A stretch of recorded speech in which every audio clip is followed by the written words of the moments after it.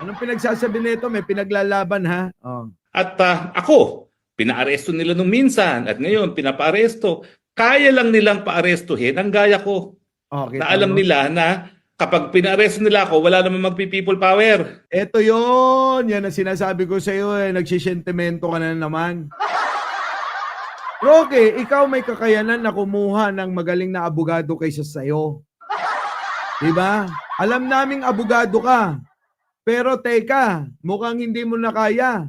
Ipagtanggol ang sarili mo pa.